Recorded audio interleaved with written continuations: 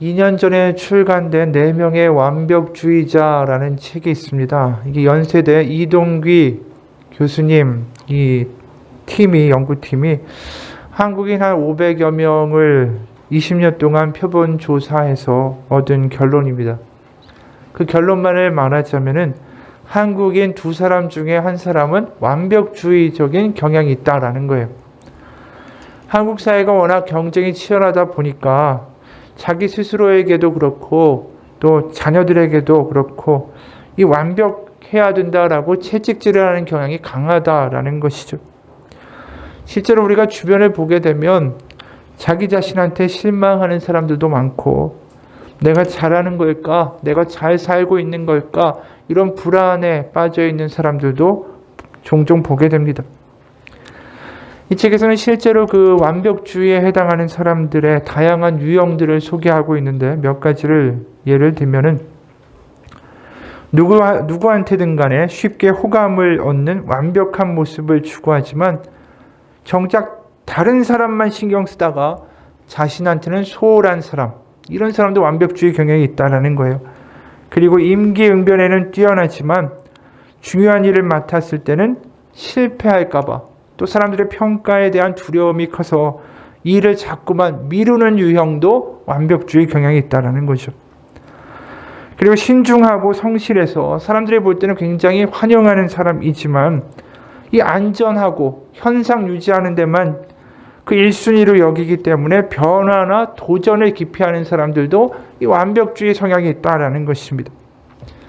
이 완벽주의가 우리가 생각하는 어떤 일면뿐이 아니라 참 다양한 형상으로 나타난다는 것을 보게 되죠. 하지만 결국 이런 완벽주의들이 가져오는 문제점들은 유사합니다. 잘할 것 같지 못하다라는 생각이 들면 아예 미루기 시작하는 거예요. 미리 두려워하고 미리 일어나지 않은 그런 일에 대해서 미리 자꾸만 걱정하는 경향이 있다는 것이죠. 다른 사람들의 말과 평가에 지나치게 민감하고 자기의 작은 실수에도 스스로를 굉장히 자책하는 성향도 있습니다. 그리고 높은 기준을 가지고 있기 때문에 그 기준에 맞춰서 자신도 평가하고 또 남도 평가하고 자꾸만 비교하는 일들을 많이 하게 되죠. 그러다 보니까 스스로 만족하는 인생이 아니라 마음 가운데 이 저울을 갖다 놓고 늘 사는 거예요. 계속 저울질하면서 사는 인생이니까 인정받아야 되고 뭔가 보여줘야 되고 이 불안한 거죠. 안정감이 없는 것이죠. 이 완벽주의라는 것이 현대인들한테 참 많은 영향을 주고 있는 것 같아요. 사회가 그렇게 되다 보니까. 근데 우리가 성경에서도 이런 완벽이라는 말을 오늘 보게 된다라는 것이죠. 오늘 본문뿐이 아니라 우리가 특히 완벽주의자 하면 제일 먼저 머릿속에 떠오르는 인물들이 누구입니까? 바리새인이죠. 바리새인들이 얼마나 율법에 철저했습니까? 그 수준이 그냥 일반인들이 지켜야 되는 율법뿐이 아니라 우리가 구약에 보면 제사장들이 지켜야 되는 그 규례, 율례까지도 일반인들한테 지켜야 된다. 이 정도로 완벽해야 된다라고 강조했던 사람들 아닙니까? 애초에 이 사람들이 왜 이렇게 했을까? 그 유대인들이 애초에 신실하지 못하고 하나님의 말씀 율법을 잘 지키지 못하고 기준에 못 맞추니까 하나님이 그것 때문에 벌을 내리시고 그래서 로마가 그 땅을 정복한 거다라고 결론 내린 거예요. 그럼 답은 분명하죠. 다시 그 땅을 회복하고 하나님의 그 은총과 예쁨을 받으려고 하면 이스라엘이 다시 정결해지고 하나님의 기대에 부합하는 것밖에 없었다라는 거예요. 그러다 보니까 이게 제사장들이 지켜야 되는 규례까지도 일반인들한테 막 강요하면서 이렇게 우리가 완전해지고 완벽해지면 반드시 하나님의 메시아를 통해서 이 땅을 구원하시고 이스라엘을 이 나라에 이 세상에서 가장 강한 그런 위대한 나라로 세우실 것이다 라고 주장한 거죠. 그러니까 한마디로 율법을 지켜서 자신들이 완벽하면 완벽해질수록 하나님이 자신들에 대해서 더 예뻐하실 것이다 라고 생각한 거예요. 그러니까 계속 채찍질할 수밖에 없고 미흡하면은 경멸하고 비난할 수밖에 없고 또 남들이 어떻게 자신을 볼까에 대해서 더 민감해질 수밖에 없는 전형적인 완벽주의자에 가까운 사람들이었다라는 것이죠. 근데 바리새인들을 예수님이 뭐라고 부르셨습니까? 너희들이 그렇게 완벽하게 율법을 지키려고 하니까 온전한 사람, 완벽한 사람이다라고 하셨습니까? 아니죠. 이들을 위선자라고 하셨고 외식하는 사람들이라고 하셨어요. 그 이 사람들이 얼마나 파르르 떨면서 예수님을 대적하게 됩니까? 우리가 여기서 생각해 볼 필요가 있는 게 예수님이 이 바리새인들, 이 완벽주의자들을 분명히 비난하셨다면은 하나님이 완벽하라라고 말씀하시는 것은 과연 무슨 뜻일까라는 생각이 든다라는 거예요. 오늘 분명히 또 1절에서 보면 이 이야기가 나와요. 아브라함이 99세 때 여호와께서 아브라함에게 나타나서 그에게 이르시되 나는 전능한 하나님이라 너는 내 앞에서 행하여 완전하라라고 말씀하셨어요. 여기 완전이란 말 자체는 히브리어로 타밈이라는 히브리어예요. 하나의 흠도 없는, 아주 흠결이 없는 깨끗한 상태를 가리키는 게 이 타밈이라는 단어입니다. 그러니까 이 완전하라, 완벽하라라는 뜻이에요. 어떻게 다르게 해석할 수 있는 여지가 없어요. 그러니까 너는 내 앞에서 행하여 완벽하라. 이 말씀을 바리새인들이 볼 때는 맞아. 율법을 완전하게 지키고 이거 완벽하게 따라가고 하나도 어김없이 이렇게 하는 게 하나님 앞에서 완벽한 거야 라고 해석하는 것도 무리가 없는 것이다 라는 것이죠. 근데 또 한편으로 생각하면 지금 아브라함이 이 완벽하라는 이야기를 들을 때 율법이 있었습니까? 율법 없었죠.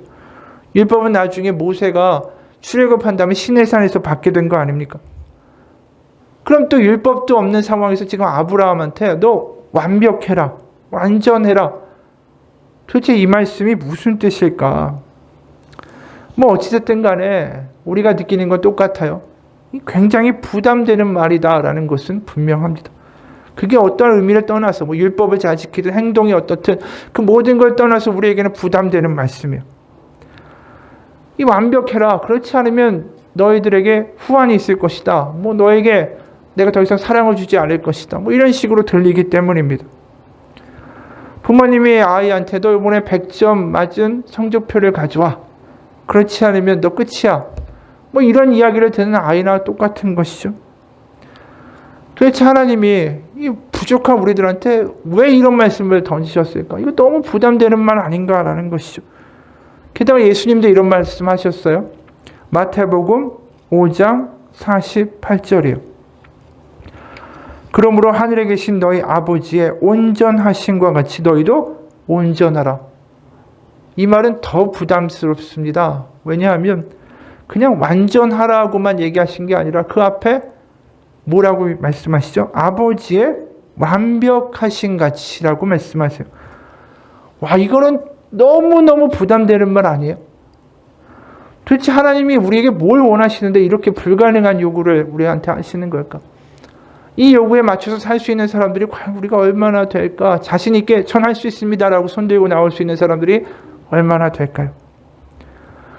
도대체 하나님은 뭘 요구하시는 거고 완전하다라는 건 뭘 뜻하는 걸까? 오늘 본문에서 한번 그 답을 찾아가 보고자 합니다. 오늘 우리가 본 이 창세기 17장은 이 아브라함이 하나님을 만나고 자신의 고향을 떠나서 가나안에 온 지 24년이나 흐른 시점이에요. 99세라고 그랬으니까. 그가 24년 전에 고향을 떠날 때 하나님이 굉장한 약속을 주셔서 그가 고향을 박차고 가나안이라는 깡촌까지 오게 된 겁니다. 그 창세기 12장 1절에서 3절을 보면 하나님이 이렇게 엄청난 약속을 아브라함 이 노인에게 주셨었어요. 여호와께서 아브라함에게 이르시되 너는 너의 고향과 친척과 아버지의 집을 떠나 내가 너에게 보여줄 땅으로 가라. 내가 너로 큰 민족을 이루고 내게 복을 주어 내 이름을 창대하게 하리니 너는 복이 될지라. 너를 축복하는 자에게는 내가 복을 내리고 너를 저주하는 자에게는 내가 저주하리니 땅의 모든 족속이 너로 말미암아 복을 얻을 것이라 하신지라. 이것처럼 대단한 약속이 어디 있어요? 큰 민족을 이루고 모든 족속이 너로 말미암아 복을 얻는데요. 아니 이런 엄청난 약속을 받으니까 이 사람이 용기 내가지고 나온 거죠. 그런데 나오고 나서 시간이 점점 흐르는데 이 약속이 맞으려면 큰 민족을 이루려면 자식을 낳아야 될 거 아니에요? 자식이 없어요. 그러니까 창세기 15장, 12장에서 약속받고 나갔죠. 15장에서 아브라함이 하나님한테 이렇게 얘기하는 걸 보게 됩니다. 창세기 15장 2절과 3절이에요. 아브라함이 이르되 주 여호와여 무엇을 내게 주시려 하나이까? 나는 자식이 없사오니 나의 상속자는 이 다메섹 사람 엘리에셀이니이다. 아브라함이 또 이르되 주께서 내게 씨를 주지 아니하셨으니 내 집에서 길린 자가 내 상속자가 될 것이니이다. 아브라함이 지금 나온 지 뭐 한 10년 정도, 10년 안 됐겠죠. 한 몇 년 된 거예요. 그런데 지금 아이가 없으니까, 약속은 대단한데 아이는 없으니까 자기 집에 집사인 이 엘리에셀을 상속자로 세우겠다라고 말을 하는 겁니다. 그러니까 하나님이 어떻게 반응하시냐면 창세기 15장 5절이에요. 그를 이끌고 아브라함을 이끌고 밖으로 나가 이르시되 하늘을 우러러 무뼈를 셀 수 있나 보라. 또 그에게 이르시되 네 자손이 이와 같으니라. 이 못 믿는 이 아브라함에게 저 하늘의 별을 봐. 이게 너의 자손의 숫자만큼 될 거야. 이 엄청난 약속을 다시 한번 주시는 거죠.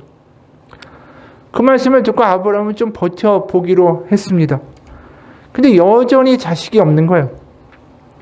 그러다가 가나안에 온 지 11년 되던 해에 하다 안 되니까 아내의 몸종인 하갈을 통해서 이스마엘이라는 아들을 낳게 되죠. 그게 11년 만에 얻은 아들이에요. 근데 그것도 사라의 몸을 통해서 하나님이 큰 민족을 이룬다라는 약속이 이루어진 것은 아니지 않습니까? 이 시간이 계속 흐르다가 결국 가나안에 온 지 24년이 된 거예요. 지금 오늘이에요. 지금 우리가 읽은 본문. 이 장면에서 어떤 일이 있냐면 사라한테는 전혀 기미가 보이지 않아요. 하나님의 약속은 전혀 이루어질 것 같지 않다라는 것이죠. 아브라함의 마음이 어떻겠어요? 이게 지금 내가 제대로 하나님 약속 믿고 따라온 게 맞는가? 이 큰 민족이라는데 난 지금 100세가 다 돼가는데 무슨 큰 민족을 내가 이룰 수 있는가? 아니 24년 만에 하나님이 17장에서 갑자기 이런 이야기 하시는 거예요. 오늘 1절. 아브라함이 99세 때에 여호와께서 아브라함에게 나타나서 그에게 이르시되 나는 전능한 하나님이라 너는 내 앞에서 행하여 완전하라. 이 말씀을 주시고 나서 그 다음에 여태까지 계속 날 믿어 큰 민족 되게 할 거야. 그 이야기를 또 하세요. 6절에서 8절. 내가 너로 심히 번성하게 하리니 내가 너에게서 민족들이 나게 하며 왕들이 내게로부터 나아오리라. 8절. 내가 너와 내 후손에게 네가 거류하는 이 땅 가나안 온 땅을 주어 영원한 기업이 되게 하고 나는 그들의 하나님이 되리라. 큰 민족을 이루겠다. 복의 통로가 되게 하겠다. 그 이야기를 또 하시는 거예요. 여러분 이게 아브라함한테 들렸겠어요? 이 얘기를 들으면서 아브라함이 맞아 정신 차려야지 이랬을까요? 그래 나는 큰 민족의 아비가 될 거야. 그렇지 않아요. 하나님이 다시 한번 약속을 확증시켜 주시지만 이 아브라함이 이렇게 반응하게 되는 거죠. 17장 오늘 우리가 읽은 이 말씀 바로 밑에 17장 15절에서 18절의 세 번역입니다. 하나님이 아브라함에게 또 말씀하셨다. 너의 아내 사레를 이제 사레라고 하지 말고 사라라고 하여라. 내가 그에게 복을 주어 너에게 아들을 낳아주게 하겠다. 내가 너의 아내에게 복을 주어서 여러 민족의 어머니가 되게 하고 백성들을 다스리는 왕들이 그에게서 나오게 하겠다. 아브라함은 얼굴을 땅에 대고 엎드려 웃으면서 혼잣말을 하였다. 나이 100살 된 남자가 아들을 낳는다고? 또 90살이나 되는 사라가 아이를 낳을 수 있을까? 아브라함은 하나님께 아뢰었다. 이스마엘이나 하나님께서 주시는 복을 받으면서 살기를 바랍니다. 거의 하나님이 하시는 이야기를 비웃는 수준이죠. 무슨 아들을 낳습니까? 지금 내가 몸종한테서 낳은 이스마엘이나 잘 키워주세요. 그거면 됩니다. 무슨 큰 민족이고 무슨 별과 같은 후손이고 이렇게 응답하고 있는 아브라함에게 지금 주시는 1절 말씀이 너는 내 앞에서 행하여 완전하라. 이거 좀 당황스러운 얘기 아닙니까? 하나님의 약속이 지금 주어지는데 아브라함 비웃고 있잖아요. 이게 완벽하라라고 하나님이 말씀하실 만한 대상이 되는 사람입니까? 뭔가 하나님이 이렇게 얘기하시면 맞습니다. 하나님 믿음 가운데 100세에도 큰 민족을 이룰 거라고 믿습니다. 뭐 이렇게 얘기할 만한 사람한테 완벽해라 라고 하실 수 있는 게 맞는 거 아니에요? 지금 비웃고 있는 아브라함한테 완벽하라고 말씀하시는 게 얼마나 하나님의 말씀이 무색합니까? 우리 여기서 보게 되죠. 하나님이 완벽하라라고 말씀하시는 그 말씀의 대상이 어떤 행위나 자질이나 하나님이 보시는 기준에 좀 합당한 사람이 아니다라는 것을 우리는 보게 돼요.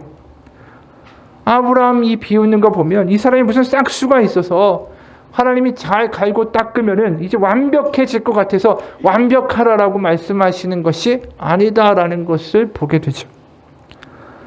우리도 마찬가지예요. 아브라함이나 우리는 뭐가 다르겠어요? 우리도 하나님 앞에 완벽해질 만한 무슨 자질을 가지고 있고 싹수를 가지고 있습니까?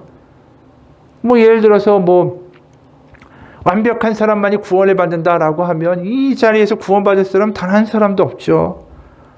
거짓말 했으면 구원 못 받는다 하면 거짓말 안 하는 사람이 어디 있겠어요?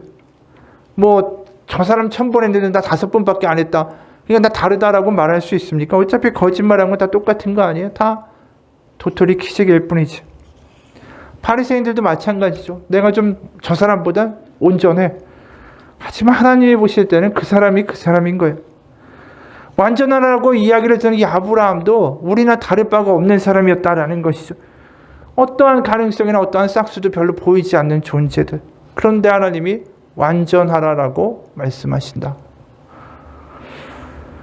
다시 한번 요약하면 하나님이 완전하라라고 하시는 하나님의 뜻은 우리의 자질이나 우리의 싹수나 우리의 능력을 보고 말씀하시는 것이 아닙니다. 오히려 하나님이 완전하라고 말씀하시는 건 아브라함이나 우리나 완전하기에는 너무나도 부족한 존재이기 때문에 온전하게 하나님을 의지하는 사람이 되라는 뜻이에요. 다시 말해서 하나님 보실 때 우리가 완전한 모습은 우리가 하나님을 완전히 온전하게 신뢰하고 의지하는 모습을 완전하다라고 말씀하신다라는 거예요. 그러니까 아이가 갑자기 어른처럼 완전해지라. 그건 말도 안 되는 얘기 아니에요? 아이 같은 게 가장 완전한 모습이에요. 부족한 자가 부족한 걸 가지고 아버지 앞에 그대로 나아오는 게 하나님이 볼 때는 가장 완전하다라는 것이죠. 우리가 하나님의 피조물이지만 너무나도 죄 많고 연약한 거 아니에요? 그 모습을 그대로 인정하고 아버지 앞에 나를 인정하면서 나의 부족한 그대로 그 자리에 서는 것. 하나님이 가장 나를 잘 알고 계시고 하나님이 완벽한 선을 이루실 것이며 나는 교만을 떨 수 있는 존재가 아니라는 것. 그걸 그대로 아버지 앞에 고백하고 서는 것. 그게 하나님이 보실 때 그게 완전한 거예요. 내가 뭘 지켰고 내가 뭘 어떻게 할 거고 이게 아니라는 거예요. 하나님 앞에 온전한 자, 완벽한 자는 하나님 앞에서 무능한 자라는 거예요. 어느 장애인 아이를 둔 미국인 엄마의 고백이에요. 금요일 오후 5시 22분에 내 딸이 태어났다. 통통한 입술과 부드러운 살갗, 깊고 푸른 눈, 수치 많은 짙은색 머리카락. 우리 부부는 2시간 동안이나 새로운 생명이 주는 기쁨을 만끽했다. 그런데 간호사가 남편을 병실 밖으로 불러냈다. 다시 병실로 들어온 남편 피터는 눈물을 잔뜩 머금은 채 나를 한동안 바라보았다. 의사 선생님이 우리 딸이 다운 증후군인 것 같대. 피터가 말했다. 순간 온 세상이 산산이 무너졌다. 사실 처음 아이를 몇 시간 동안 봤을 때 나는 직감적으로 좀 이상하다라는 걸 느꼈었다. 그러나 아이를 뱃속에 가지고 나는 이 아이가 걸음을 일찍도 다른 아이들보다 떼고 스스로 글도 깨우치고 고등학교에는 학업 우수상을 받으며 이 프린스턴 대학교에 조기 입학했던 엄마를 닮아 살 거라고 기대했다. 또 대학 운동선수였고 고등학교 교사인 남편 역시 새로 태어나는 그 딸이 자기를 닮아 승부욕이 있을 거라 확신하고 기대하면서 우리는 그렇게 웃음꽃을 피웠었다. 우리 부부는 기독교 신앙을 갖고 있었지만 정작 우리 아이의 외모와 교육과 능력에 대해서는 전혀 기독교인 같지 않은 기대를 가지고 있었다. 다만 입에 내지 않고 있었을 뿐이다. 나는 완전한 자녀를 원했고 또 그런 아이를 가질 자격이 있다라고 믿었다. 그러나 하나님은 갑자기 지적 장애가 있는 아이를 주셨고 나는 어떻게 해야 될 바를 몰랐다.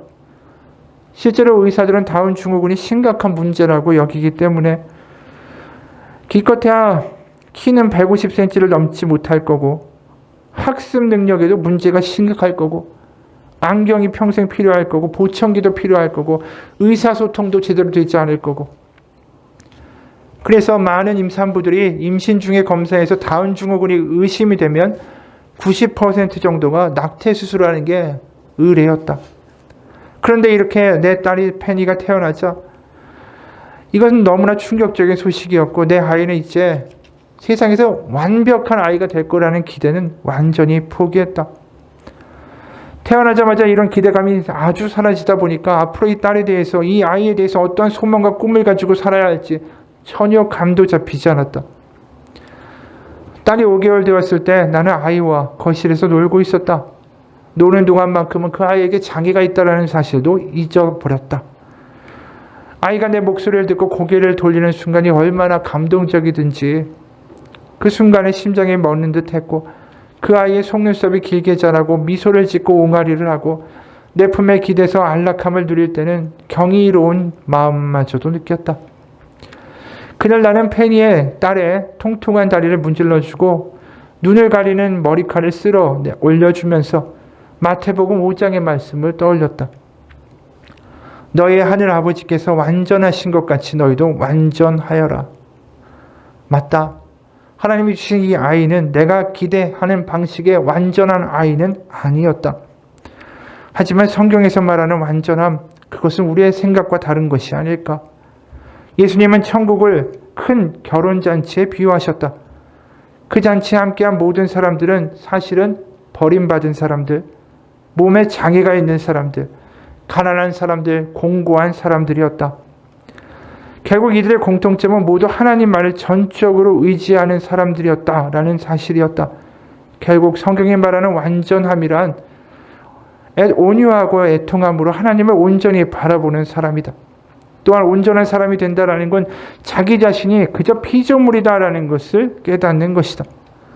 한마디로 완전한 사람은 자신이 연약하고 가난하며 의존적이며 한계를 가진 존재라는 깨달음이 있는 사람이다. 내가 그저 인간이라는 깨달음. 바로 사람은 하나님이 될 수 없고 사람은 하나님께 지음받았고 그분께 사랑받았고 하나님이 절대적으로 필요하다라는 존재를 깨닫는 것. 그 깨달음이 있는 게 하나님이 말씀하시는 온전함이 아닐까. 바로 내 딸처럼 말이다. 나는 부모의 도움을 항상 필요로 하는 이 페니의 연약함을 통해서 하나님이 우리에게 말씀하시는 게 뭔지를 깨닫게 된다. 이 딸 아이처럼 나는 늘 하나님의 은혜가 순간순간 필요한 연약한 존재라는 사실을 말이다. 맞습니다. 우리는 그런 존재들이에요. 뭔가 잘 될 것 같고 내일모레 이럴 것 같고 오늘과 같은 내일이 또 있을 것 같고 오늘과 같은 내년이 있을 것 같고 그렇게 살아가지만 갑자기 사고가 나기도 하고요. 평온한 삶에 갑자기 정말 벼락과 같은 질병의 소식이 찾아오기도 합니다. 우리는 바람 앞에 촛불과 같은 존재들이에요. 근데 바람이 없고 잔잔하면 내가 그렇게 촛불과 같은 존재라는 것을 잊어버리고 살아요.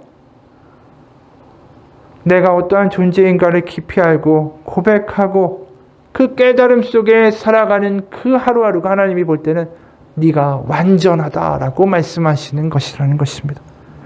어느 목사님이 돌아가시기 전에 투병하면서 이런 설교를 남겼어요. 병에 걸리기 전에도 저는 사나 죽으나 우리 한 가지 위로는 우리가 우리의 것이 아니요 우리의 신실하신 구주 예수 그리스도의 것이라는 사실을 설교했습니다. 진심으로 이 말씀을 전했습니다. 그러나 사실 그건 제 자신이 죽음을 대면하기 이전이었습니다.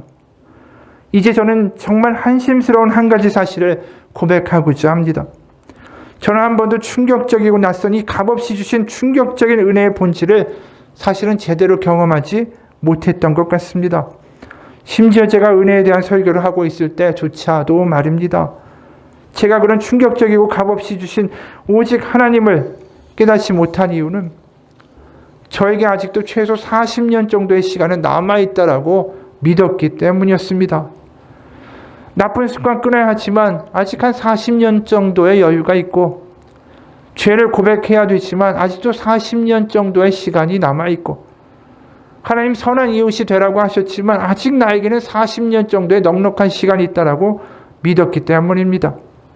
그러나 지금 완전히 사정이 달라졌습니다. 지금 저에게는 몇 년은 고사하고 몇 개월의 시간조차 남아있지 않습니다. 그간 알던 성도들과 동료들은 앞으로 1년, 아니 2년, 아니 20년 동안 살면서 서로를 만나곤 하겠지만 저는 그 자리에 함께하지 못할 것입니다. 저는 곧 있으면 바로 창조주 하나님을 만나야 합니다. 한참 나중이 아니라 곧 말입니다. 저의 허물을 회개하고 비뚤어진 것을 바로잡고 생활도 깨끗이 정리해야 되는데 그런 시간이 없습니다. 그래서 저는 지금 이렇게 수습하지 못하는 겁에 질려 있습니다. 그러나 동시에 놀라운 진리를 또한 깨닫게 됐습니다. 오직 은혜 안에서만 답을 찾을 수 있다라는 것을 말입니다. 오직 예수 그리스도의 은혜만이 어떤 죄든지 어떤 허물이든 어떤 병이든 어떤 어려움이든지를 막론하고 우리를 지키실 수 있다라는 사실입니다. 제게는 흔들리지 않는 것이 있습니다. 제가 이룬 어떤 일이나 제가 해간 어떤 설교, 제가 한 어떤 착한 행실에도 근거하지 않고 다가오신 하나님의 은혜 말입니다. 그것이 복음이고 저는 그 복음의 은혜에 목숨을 걸었습니다. 이 목사님이 병에 걸리고 나서 자신에게 40년의 시간이 있는 것이 아니라 몇 개월밖에 남지 않았다라는 그 통보를 듣고 나서 하나님 앞에 오직 하나님의 은혜 아니면 안 된다라고 고백하는 그 피조물의 연약한 자리에 서게 됐어요. 그러면서 은혜가 얼마나 큰 것인지를 절감하게 됐죠. 그게 하나님이 말씀하시는 완벽한 모습이라는 거예요. 우리가 우리의 힘으로 완벽해질 수 없습니다. 우리가 연약한 존재라는 것을 절감하고 하나님의 은혜 아니면 안 된다라는 것을 고백하게 될 때 하나님이 우리를 그때 너무 온전하다라고 보시는 거예요. 아이가 아이여야지 온전한 것처럼 우리가 우리의 자리에 서서 하나님을 바라볼 때 바로 그때 하나님은 우리의 부족함을 채워주시는 거죠. 우리가 부족함으로 나아가고 내가 배고픔으로 나아가고 연약함으로 나아갈 때 왜 완전하고 완벽해질 수 있을까요? 우리의 부족함을 하나님이 채우시기 때문에 우리는 그 자리에서 온전하고 완벽해지는 거예요. 우리는 하나님이 아닙니다. 우리는 연약한 인간들 뿐이에요. 그게 바로 하나님을 하나님 되시게 하는 것입니다. 생각보다 굉장히 중요한 거예요. 나는 하나님이 아닙니다. 하나님을 하나님 되시게 할 수 있는 거, 그게 진짜 완전한 완벽함을 보여주는 모습이에요. 아브라함의 인생도 그걸 분명하게 보여주죠. 우리가 본 대로 17장에 분명히 아브라함이 100세 때 무슨 아이를 낳느냐, 지금 내가 몸종한테서 난 이스마엘이나 잘 키워달라 이러면서 좀 비웃지요. 24년 동안 깡촌에 가나안을 왔는데 자식 하나도 없고 약속은 엄청난데 그거 다 거짓말 같다라고 지금 말하고 있어요. 그런데 그 아브라함에게 너 완벽해, 완전해라고 말씀하신 하나님이 결국 어떻게 아브라함을 이끌어 가시는지 우리는 좀 볼 필요가 있어요. 결국 하나님이 그를 완전하게 만들어내시기 때문입니다. 아브라함이 실제로 17장을 지나서 이제 20장까지 가다 보면 어떠한 사건이 터지냐 하면 20장에 아비멜렉이라는 왕을 만나게 되죠. 이제 그 당시에 남자 여자가 있으면 그 여자가 마음에 들면 남자를 죽여버리고 여자를 빼앗는 일이 너무 빈번하니까 아브라함이 사라를 내 아내라고 말하지 못하고 누이라고 거짓말을 합니다. 그리고 무기력하게 아내를 뺏겨요. 그 나중에 하나님이 찾아주시지만 그 어디에도 이 아브라함이 좀 우리가 생각해 보세요. 20장까지 왔으면 뭔가 좀 변화가 있어야 될 거 아니에요. 12장에서 시작해서 20장. 근데 변화가 없어요. 그가 오히려 하나님 나 믿습니다. 어떻게 내 아내를 저렇게 빼앗길 수 있겠습니까? 아비멜렉에게 가서 당당하게 말하겠습니다. 뭐 이런 모습 전혀 없습니다. 그는 계속해서 뭘 보여주냐면 두려움도 많고 실수도 많은 인생이다. 그걸 계속 보여주고 있어요. 그러면서 그의 마음 가운데 무슨 고백이 생기고 있냐면 저는 정말로 무능한 사람입니다라는 고백이 만들어지고 있는 거예요. 자기의 무능한 가운데서 하나님을 하나님 되시게 하는 그 진정한 고백이 아브라함 안에서 빚어지고 있다라는 것이죠. 그 증거를 우리가 어디서 보게 되냐면 창세기 22장에서 결국 아브라함에게 이삭을 바치라고 하나님 말씀하시죠. 이번에 그 하나님의 요구에 대해서 아브라함이 비웃거나 항변하지 않습니다. 아니 큰 민족을 이루게 해준다더니 이제 100세에 간신히 얻은 아들 하나 바치라뇨? 뭐 그런 그따위 약속이 있습니까? 그렇게 얘기하지 않아요. 창세기 22장 1절에 굉장히 인상 깊은 단어가 튀어나옵니다. 1절입니다. 그 일 후에 하나님이 아브라함을 시험하시려고 그를 부르시되 아브라함 하시니 그가 이르되 내가 여기 있나이다. 아브라함이 하나님한테 뭐라고 얘기하냐면 내가 여기 있나이다 라고 이야기해요. 이게 히브리어로 보면 히네니라는 단어입니다. 히네니. 이 히네니라는 말은 종이 준비하고 대기하고 있다가 주인이 부르면 예, 모든 게 준비되어 있으니까 말씀만 하십시오 라는 그런 장면을 보여주는 단어예요.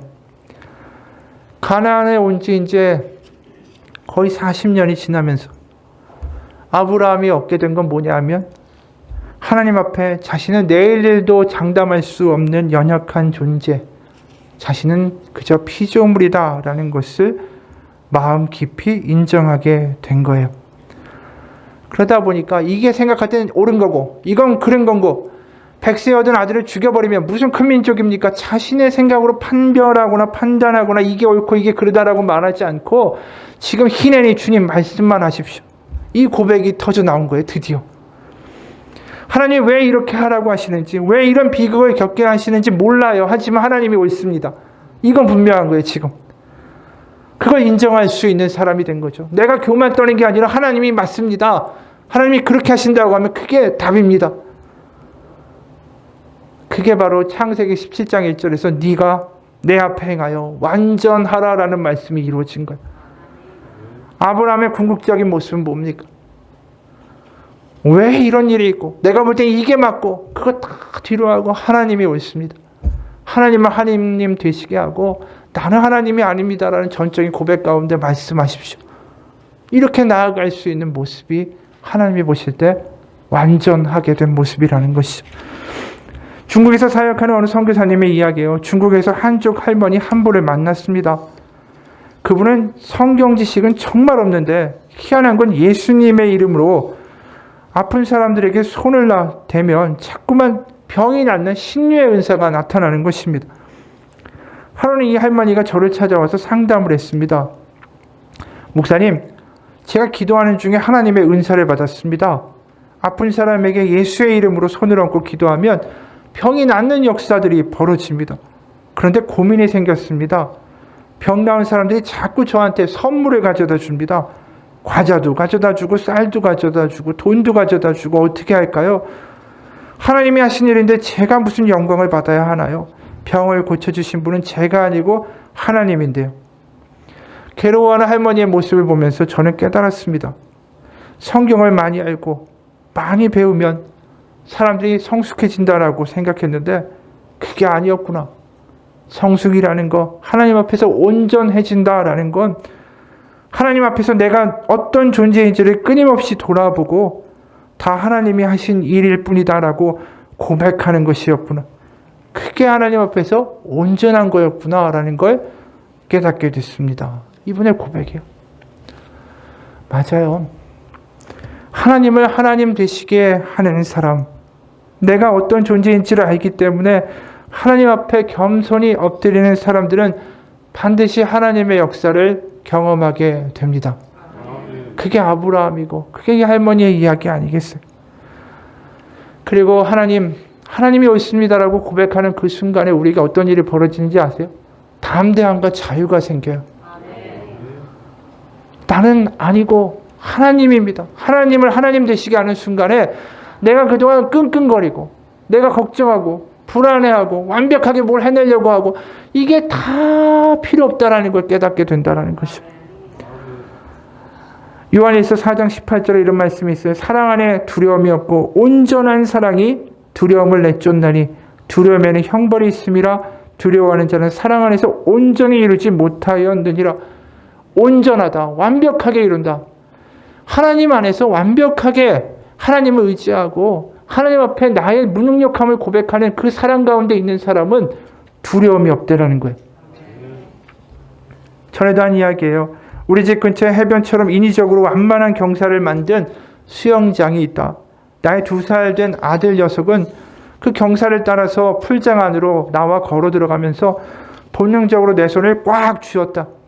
아들 녀석은 물이 점점 깊어지자 내 손을 더 꽉 붙잡았다.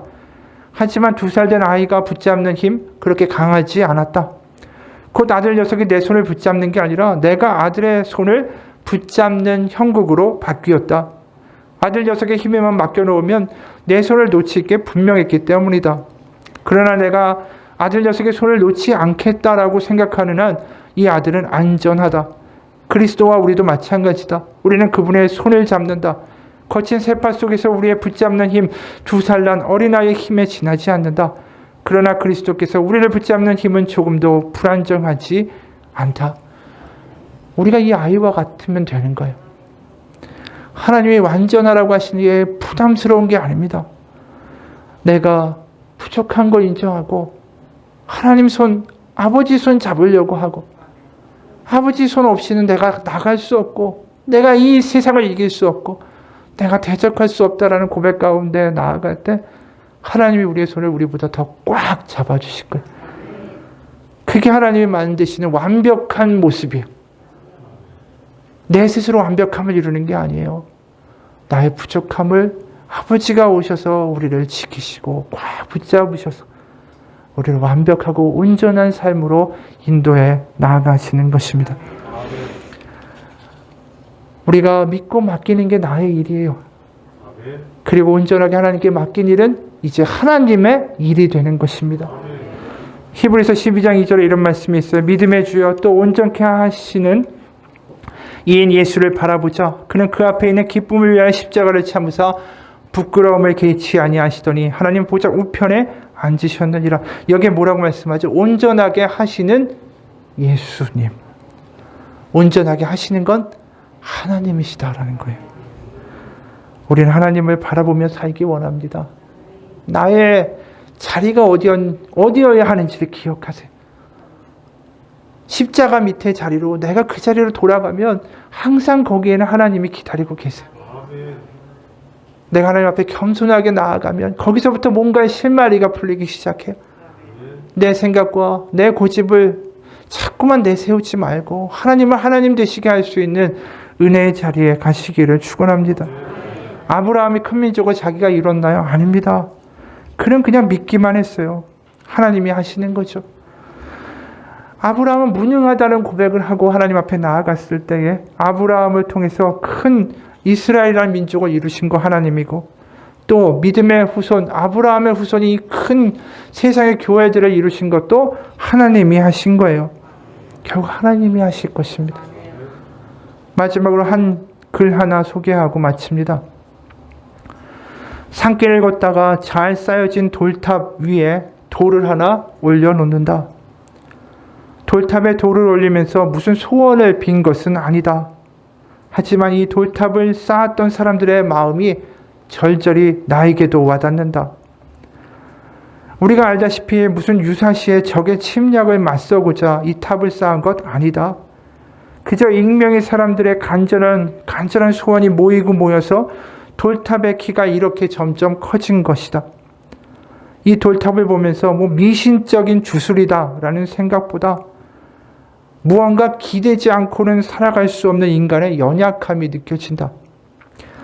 자신이 뭐든지 다 할 수 있다라는 생각이 무너지는 순간, 도움의 손길 없이는 살 수 없다라는 것을 아는 순간, 그 순간이 인간이 한없이 겸손해지는 순간이다. 그 찰나의 순간이 바로 그 사람이 자기 자신을 제대로 마주한 순간이 될 것이다. 그리고 그렇게 쌓인 돌들이 이 탑을 이루고 있는 것은 아닌가. 그렇죠. 우리가 우리의 진짜 모습을 보게 되면 겸손해질 수밖에 없어요. 우리가 저 십자가를 보면서 겸손해질 수밖에 없어요. 왜요? 내가 원래 저렇게 죽어야 되고 내가 저렇게 고통당하고 내 인생의 말로가 저렇게 돼야 하는데 저게 내 모습인데 바로 하나님이 그 아들을 십자가에 죽이심으로 우리 가운데 하나님의 세기를 주셨구나. 내 하나님 앞에 부족하고 연약하고 못났다는 고백이 이게 절망이나 끝이나 흠이 되는 게 아니라 오히려 하나님이 채워주실 수 있는 은혜의 통로가 될 수 있구나. 하나님 앞에 부족함으로 나아가고 연약함으로 나아가는 것만큼 하나님 기뻐하시는 것이었구나. 그렇기 때문에 저 십자가의 연약함의 예수님의 모습을 우리에게 보여주시는구나. 나에게 오라고. 잘나야 오는 게 아니라 세상에 짐지고 못나고 흉하고 아프고 병든 모든 이들이 나에게 오라고. 하나님이 저렇게 저 모습으로 우리 가운데 손을 내미셨구나. 우리가 믿음 가운데 해야 될 일이 뭡니까? 내 생각과 내 고집과 내 판단 다 내려놓고 저 십자가 앞에 나아가서 우리 앞에 내미신 하나님의 손을 잡고 하나님이 옳습니다. 저는 하나님이 아닙니다. 하나님을 하나님 되시게 할 수 있는 은혜의 자리에서 사시는 삶 되시길 주님의 이름으로 축원합니다. 하나님 아버지, 시간 하나님 앞에 부족함으로 나아갑니다. 부족함을 가리려고 하는 삶이 아니라 부족함을 위장하려고 살아가는 발버둥 치는 인생이 아니라 이제 저 십자가 앞에 그냥 부족함, 연약함, 두려움, 불안함 다 가지고 아버지 앞에 나아갑니다. 하나님, 저는 무능합니다. 저는 그저 피조물일 뿐이고 저는 연약한 존재입니다. 하나님을 하나님 되시게 하기 원합니다.